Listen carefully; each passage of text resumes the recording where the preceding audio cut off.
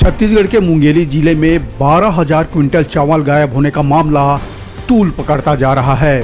तकरीबन 5.5 करोड़ रुपए के संभावित घोटाले पर डिप्टी सीएम अरुण साव ने कहा है कि अगर गड़बड़ी हुई तो किसी को बख्शा नहीं जाएगा और सरकार किसी भी तरह के भ्रष्टाचार को कतई बर्दाश्त नहीं करेगी।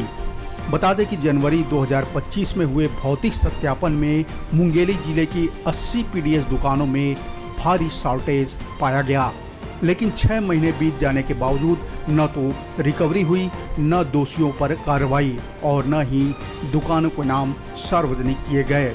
आरोप लगाया जा रहा है कि कुछ अफसर अब ऑनलाइन रिकॉर्ड में गड़बड़ी कर इसे ढकने की कोशिश कर रहे हैं, जबकि भौतिक स्तर पर गड़बड़ी जस की तस बनी हुई है।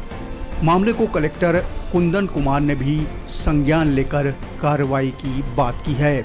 इधर इस मामले में डिप्टी सीएम की सख्त टिप्पणी के बाद अब उम्मीद जताई जा रही है कि सरकार प्रदेशव्यापी जांच के आदेश देकर दोषियों पर कार्रवाई कर सकती है।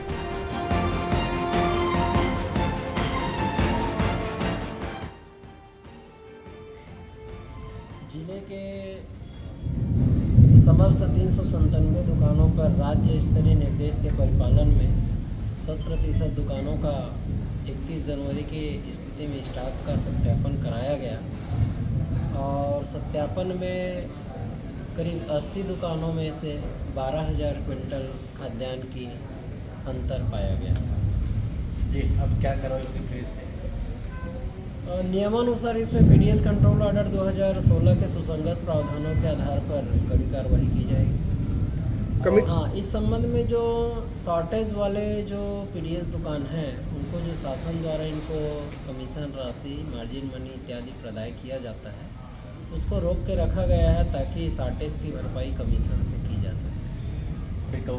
हाँ, ये संज्ञान में आया है। ये मैं अभी अधिकारियों की जो विस्तृत रिपोर्ट है वो मैं लूँगा और शॉर्टेज का कारण क्या है, किस वजह से शॉर्टेज आया है, उसको एक बार आकलन करके फिर मैं जैसा आगे की कार्रवाई होगी क्या कुछ फिर जो है इसमें आगे की प्रक्रिया? उसके बाद तो हमारी पूरी टीम, चाहे वो एसडीएम हो से काम हम कर रहे हैं। एक आखिरी सवाल जो है, नान घोटाला की तर्ज पर पीडीएस घोटाला सामने आया है। मुंगेली जिले के 80 पीडीएस दुकानों में 12,000 क्विंटल चावल शॉर्टेज पाया गया है।